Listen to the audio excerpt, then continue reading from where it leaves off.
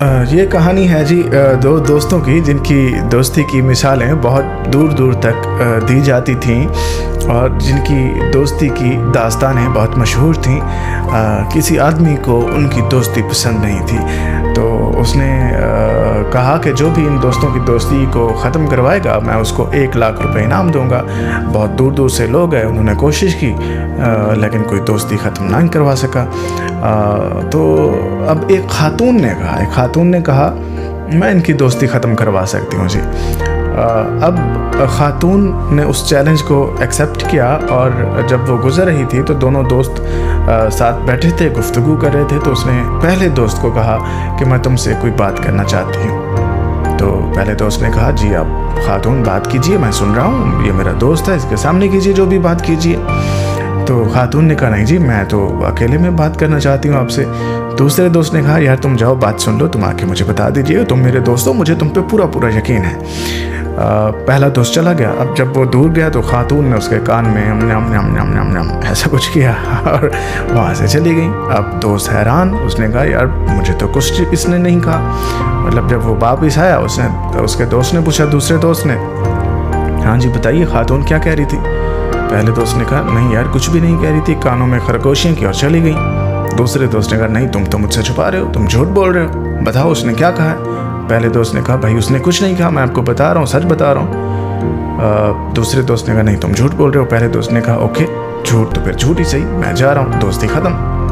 अब दोस्ती उनकी ख़त्म हो गई। अब बंदा जिसने 1 लाख रुपए देने थे वो कोई मेरे जैसा होगा, पैसे वैसे थे नहीं उसके पास। उसने कहा जी पैसे वह कोई नहीं जी मेरे को।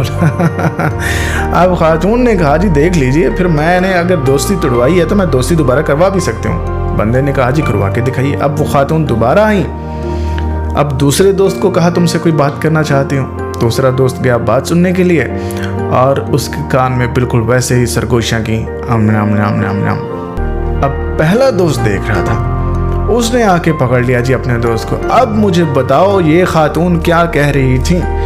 अब दूसरे दोस्त ने कहा भाई बात तो तुम सच कह रहे थे, खातून ने तो सरगोशियाँ की हैं कान में। और इस तरह से दोनों दोस्तों की जो दोस्ती थी वो दोबारा से बहाल हो गई।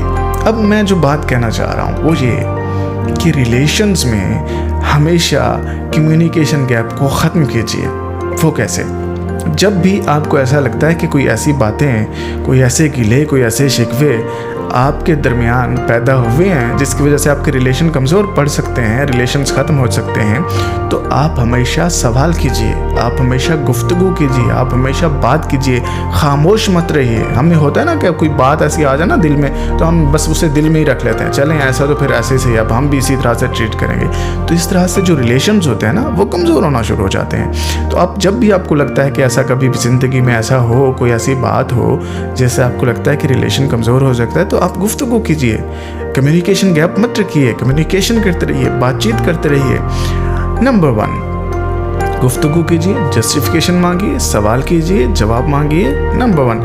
एंड नंबर 2, अगर आपसे आपके रिलेशन में कोई आपका दोस्त है, कोई आपका भाई है, कोई आपकी बहन है, कोई आपका लाइफ पार्टनर है, व्हाटएवर, कोई आपसे सवाल करता है तो आप सवाल का जवाब दीजिए। कोई आपसे जस्टिफिकेशन मांगता है तो आप जस्टिफिकेशन दीजिए।